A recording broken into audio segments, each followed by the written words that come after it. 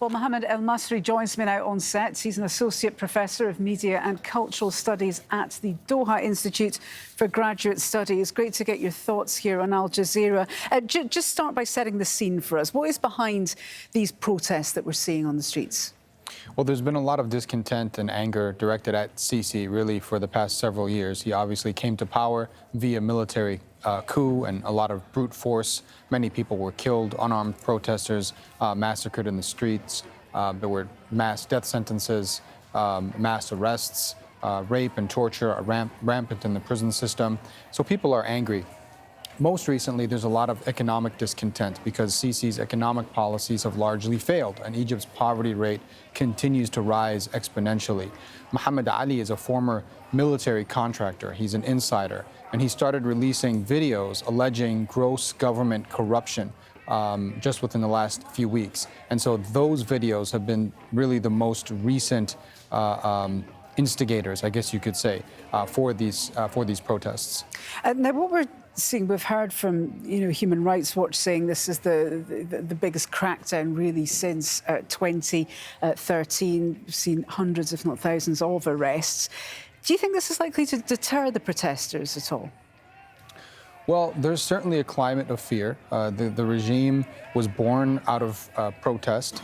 They have a lot of experience dealing with protests, and they've used, as I said, brute force to intimidate people. So people are rightfully quite scared to go out into the streets. The people that we are seeing, and you've been showing some of the videos, the people that we are seeing go out into the streets are quite literally risking their lives.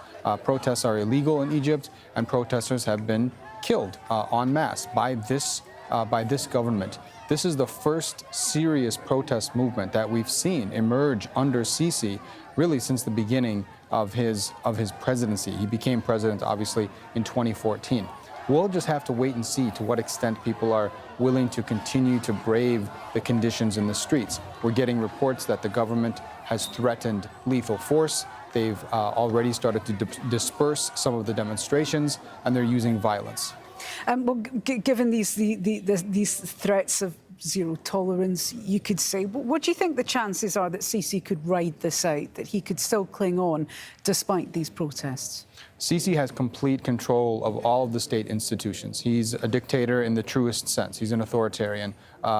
He has consolidated all forms of power. The entire deep state is with him. So certainly overcoming all of that is quite a challenge. I would say that the odds are probably stacked against the protesters. On the other hand, if we see mass protests, the kind that we saw in 2011 against former dictator Hosni Mubarak, and if the protests are sustained, then Sisi's going to have a very difficult time dealing with them. We'll just have to wait and see. Well, travel back in time, of course, we saw the uprising in 2011, but also in 2013 there were protests, but protests on both sides. Now, we are seeing that there are protests that are against Sisi, but also there are protests which are in favour of the president. So what can you tell us about those protests? Well, Sisi arrived back in Cairo this morning, and he called for his supporters to go out and support him, essentially, in the streets. This is not new to him. He did the same thing back in 2013 when he asked for tafweed. He asked for a mandate from